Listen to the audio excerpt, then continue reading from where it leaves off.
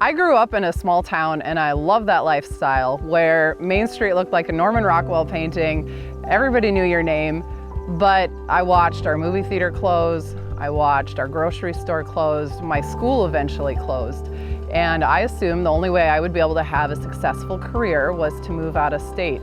My sister moved to Texas, my brother moved to California, and I moved just a couple counties over to coal country. Coal gave me the American dream that I never thought I'd have.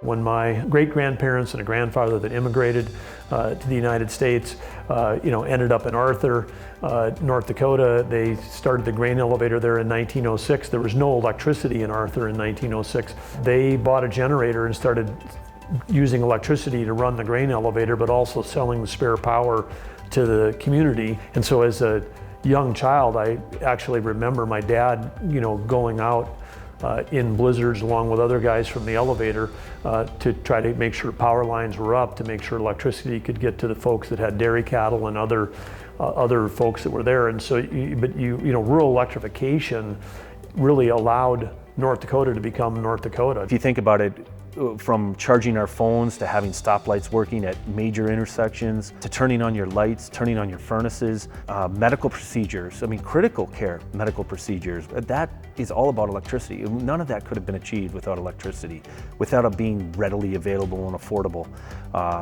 It's one of those things that it's like taking it for granted. It is a truly amazing human endeavor that it is a part of our fabric of our society that no one really truly grasps. And without it, where would we be today? When I came to North Dakota, took this job, started visiting the coal mines and power plants, I was blown away. Now remember, I'd worked in the energy industry for 10 years, but until I saw it, it was hard to grasp the magnitude of what the coal industry is capable of doing. I was blown away by the scale of the mines, the scale of the equipment, the scale of what they're doing, taking tons and tons of material out of the earth every day, converting it into electricity. But then even though I knew it, I intellectually understood that they were doing this reclamation process. I was still blown away by how quickly and how well they did it. It's amazing to walk down through the mines and see the coal being pulled out of the ground on one hand, and then not very many miles away, the earth returned to a great state of environmental remediation. Most of us grew up in this rural area. We grew up on farms and ranches. Many of us still farm and ranch on the side. And so we're mining and reclaiming our homes. We truly care about putting those environmental controls in place because we know that the people that we're affecting most with how we handle the environment are ourselves, because we're reclaiming the land that we one day expect to turn over to our children that we hope will live here too. But we try to take it an extra step beyond that, is put the land back together better than the way we found it. And truly our legacy is going to be the fact that when this is all, coal mining is all done, you're not even going to know we were there. And that's really our legacy.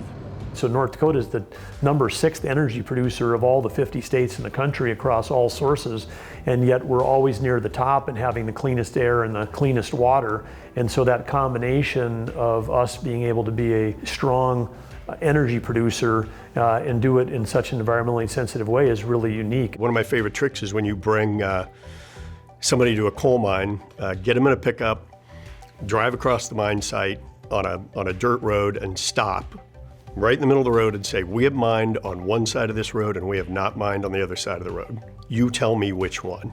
And I would guess more than half of the time they get it wrong. Because what they'll see on one side of the road is a stream that's, pretty badly eroded. It's not staying in its banks. There's some flood areas.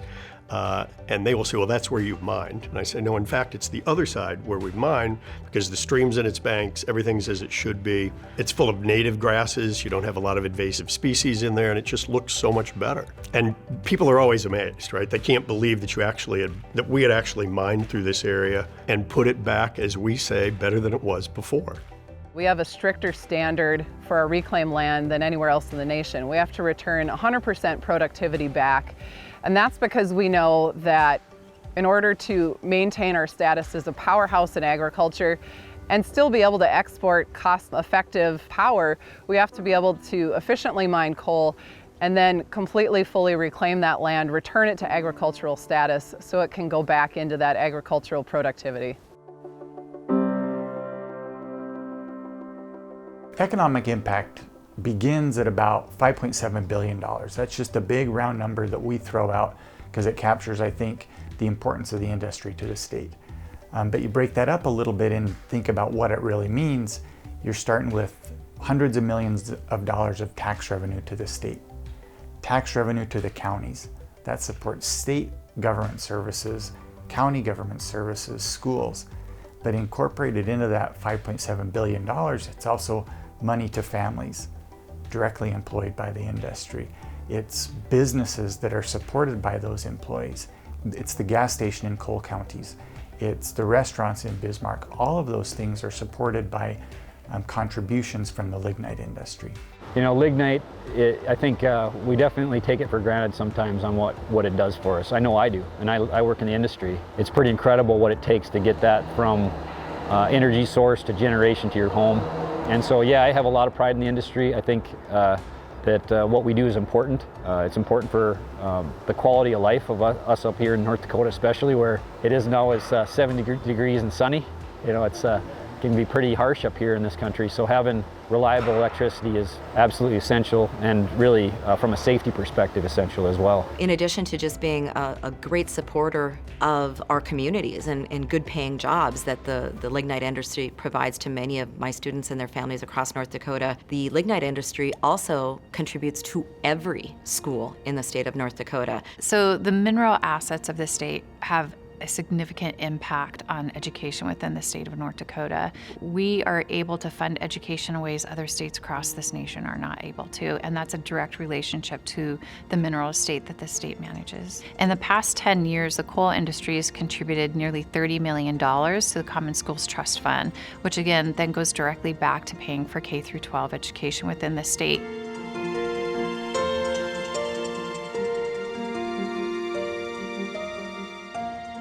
Beulah is a lifestyle. I mean, it's a wonderful place to live, good community, good people. The plants and the mines all bring stability to the city of Beulah. It allows the city of Beulah to do things that a town this size normally wouldn't be able to do, just because of the people that live here, the incomes that are provided, families. It allows us to have a very good school system. It allows, all aspects of the city of Beulah to stay on an even level playing field. We don't have the ups and downs like you have if just agriculture or in other types of industry. Ag is a big deal in North Dakota. It is a big deal in Beulah. And we do have some manufacturing things that come around the area here, but our heart and soul, a lot of what happens around Beulah for support comes from the plants. I think reliability cannot be discounted. And I think it's a growing concern as more new generation resources, essentially renewables, are coming online. People want to know that when they turn on the light switch that they're going to have power, whether it's the middle of the night when the sun isn't shining or on a hot day when the wind isn't blowing. So reliability and affordability are incredibly important, and renewables are still an untested technology in terms of how you back up that power supply on a continuous basis. There are a lot of questions that have to be answered, both from an economic and reliability standpoint, and that's incredibly important. As we know, some people have painted a very bleak future for coal-fired power plants in our country, and I think that's a very dangerous thing to do. As of right now, if we just go to wind and solar, we don't have enough power, especially in places in North Dakota, Minnesota, South Dakota, Wisconsin, Montana, where winters can get brutally cold.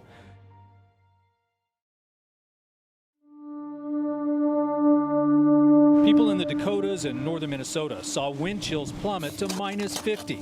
In Minneapolis, police spent the day handing out gloves in sub-zero temperatures. So essentially, it's just a big storm, if you will, that's usually in the Arctic and the upper levels of the atmosphere, but unfortunately it has traveled all the way south into the United States, and we're seeing some of the coldest air we've ever seen. In Augusta, Georgia, where the high today reached 48 with some light rain. WOWT in Omaha, where temperatures tonight are expected to plunge to near record levels of 16 degrees below zero. Here in Fargo, North Dakota, I gotta tell you, the air temperature is real close to 30 below zero right now. So the polar vortex here in Minnesota was a very scary period.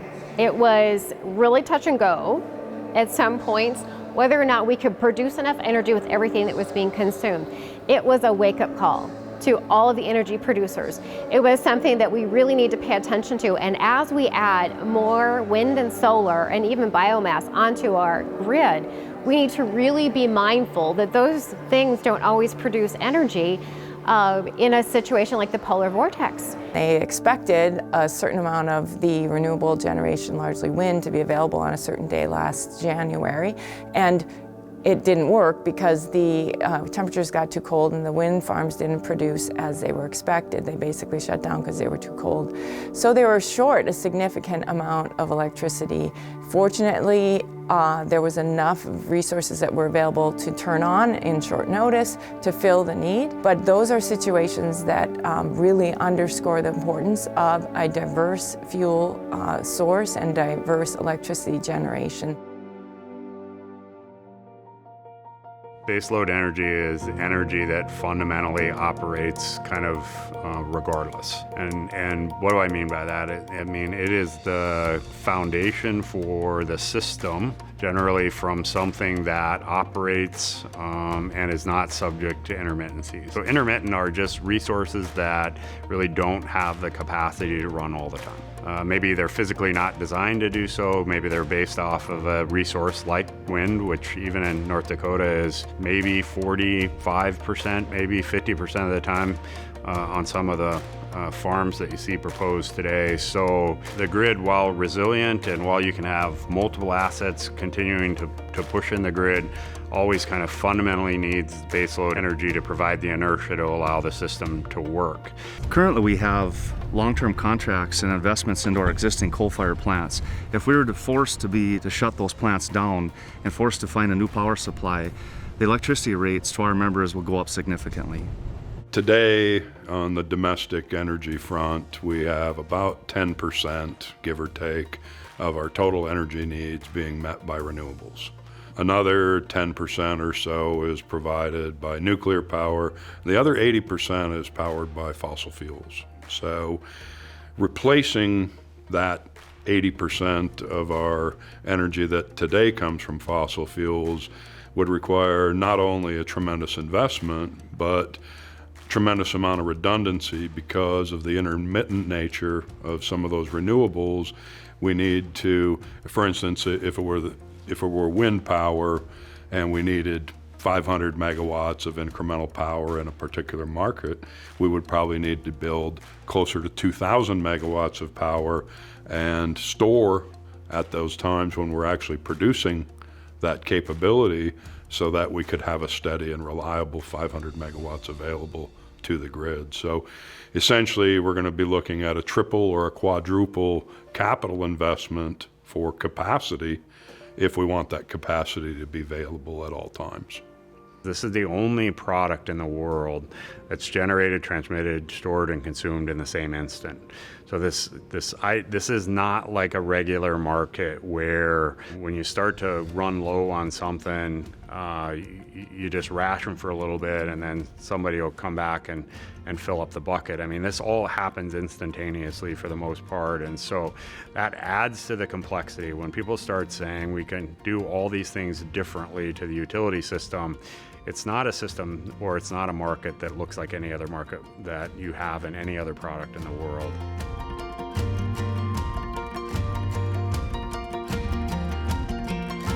Over the years, coal-fired plants in North Dakota have done a tremendous amount of work to get cleaner and cleaner every year. And I think it's important to remember that plants every year are continuing to better their processes so that their emissions become less. People want a lower carbon environment. The way you do that is by developing and deploying the technology. And it's got to not only work, the company has to be able to afford it. You can't regulate your way there. Even if that worked in the United States, which it, as we've seen it doesn't, you can't regulate China or some other country. But if you develop the technology, deploy it, and get it to the point of commercial viability, then others will adopt it, and that's how you solve the challenge. This industry has changed a lot. I've been working in this industry for over 20 years, and being able to evolve with it and watch it evolve has been truly exciting. And what I'm really intrigued by is what else can we make out of coal? So if you look at, for example, rare earth minerals that we want to use to advance technology, whether it's in a solar space or in our phone space or in an electrical space or in a wind turbine space, but huge amounts of the batteries and other opportunities, huge amounts of technology advancements are based upon newer metals or newer elements from the ground today, most of which all come from foreign countries. So 90% of the rare earth minerals that the U.S. uses today come from foreign countries, some of which obviously are not friendly to us. So as we continue to figure out how do we use these assets better, they end up ultimately having multiple benefits and multiple purposes. So what we've done is taken those attributes of lignite that may have recently been viewed as maybe a disadvantage, not being very energy dense, and turned them into advantages by saying, what can we make out of lignite coal that's valuable, that is easier to make out of lignite than out of natural gas or other types of coal? And those are things like plastics, like fertilizers, like graphene, carbon fibers, rare earth elements. And that's going to play a significant role in the future of the lignite industry. The debate over energy policy had become cartoonish in its simplicity, where it's renewables are good, every other type of electric generation is bad, and the quicker we can move to all renewables, the better. And what really is concerning about that is it's just not realistic. That's not the way the electricity, the grid operates or can even operate. I do think that you get the best policies when everybody's working together, when they're listening to each other, when they're really building on what reality is in any given industry. It's important to recognize that energy in the United States of America is not a static environment. It's dynamic and it's constantly changing. Just over 10 years ago in Minnesota, there were some policymakers who wanted us to vote in favor of a resolution acknowledging something called peak oil. Peak oil was this old relic of a theory that we had found all the recoverable oil in our nation and across the country, and that the only way we could have a safe economy was by getting off of oil, that oil was going to be $400 a barrel. Well, 10 years later, what's happened? Because of technological innovation, because of the shale gas revolution, the nation has an abundant supply of energy, natural gas as well as oil, to the point that we're actually exporting that energy. So it's important that when policymakers are making decisions, they don't think that assume that they're future-proof. Technology breakthroughs can make the future a very good place. I think bipartisan support in North Dakota comes from the longevity of the lignite industry here in North Dakota. We've not only proven that we can provide baseload power, that baseload power can be affordable, but we've also proven that we can achieve reclamation success. And I think the success of our business model and our industry is why we receive such great bipartisan support here in North Dakota. Power and energy is not a partisan issue. I mean, North Dakota is an energy producing state. We have all of the above strategy. We've got renewables and non-renewables. We understand that we create far more than we ever use, that we are in the business of powering other homes across the region, again, well beyond North Dakota's borders. Well, it's interesting being a Minnesotan and working for the North Dakota lignite industry, because I think most Minnesotans don't appreciate the dependency that we have on this industry. So being able to serve that industry is really fulfilling. You know, Minnesota gets about 30% of its electric energy from North Dakota and North Dakota lignite. And most people, frankly, in the state don't realize that and don't appreciate that. Well, Minnesota is an energy-intensive economy. So whether it's the high-tech powerhouses in the Twin Cities metro area, or the farming operations of southern and western Minnesota, or the mining operations in northeastern Minnesota, it takes a lot of energy to power our economy and to provide our high standard of life, our quality of life, high standards of living. And as a result of that, it's important that we have those energy we can count on. We're an integral part of the overall economy in northeastern Minnesota. The iron mining industry has been around for 135 years, and for 135 years we have been making sure that Americans get the iron that they need to make the steel that makes modern day life. So that the city that's behind me, you can see that is because of iron mining and steel making. But when it comes to energy, we wouldn't be where we are today without a reliable source of energy. And so when it comes to the relationship between iron and energy, it's really a cohesive relationship. One wouldn't be where it is today without the other. We wouldn't have coal-fired plants without steel, and steel would not be where it is today without coal-fired plants. The mines as well as the power plants, those provide great jobs for North Dakotans, but they also provide a huge amount of energy into the Minnesota market. If you take that away, we don't have a backfill for it right now. The reason that we want to continue to invest in technology and making that better is because there's nobody that does it better than Midwestern people.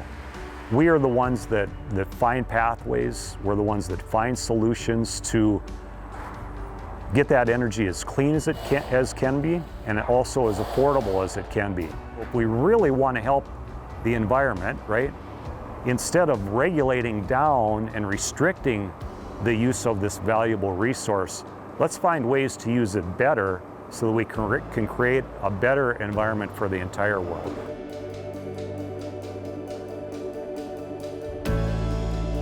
That's where the lignite industry in North Dakota maybe differs from some other places.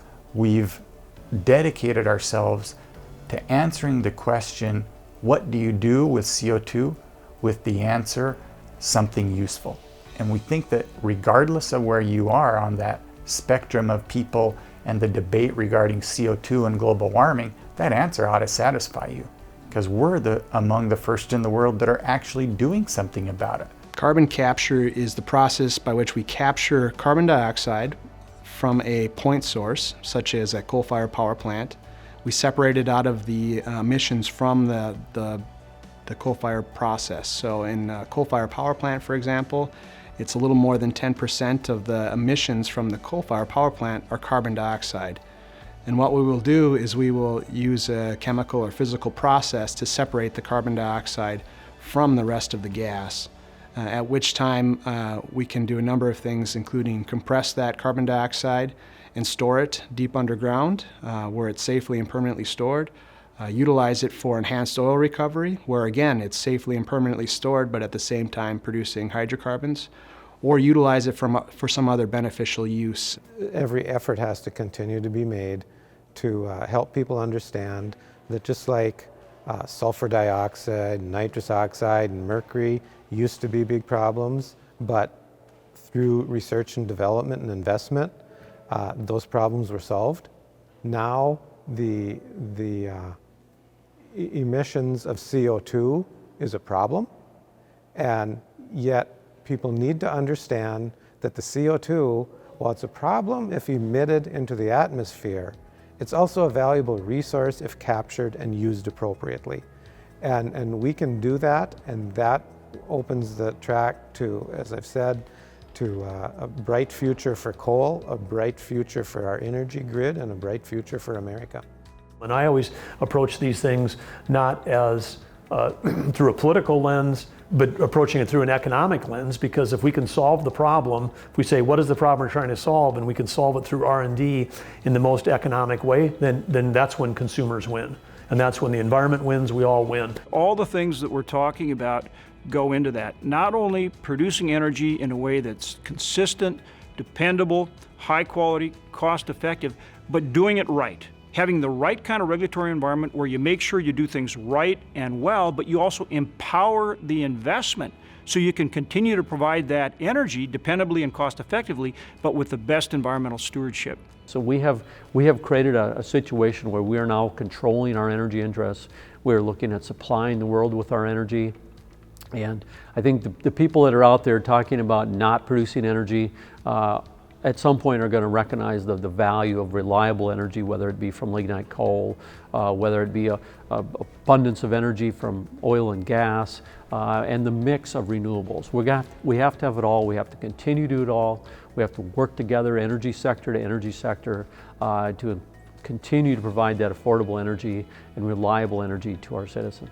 Certainly in North Dakota, we have very strong resources, some of the best in the world. We have coal, we have hydro, we have wind, and we have oil and gas, and we are a unique place in the country and an energy powerhouse. And so with those cooperative relationships, we can lift all boats with the energy that we've been blessed with. And certainly our community and our friends and family that live in Minnesota are beneficiaries of those resources as well.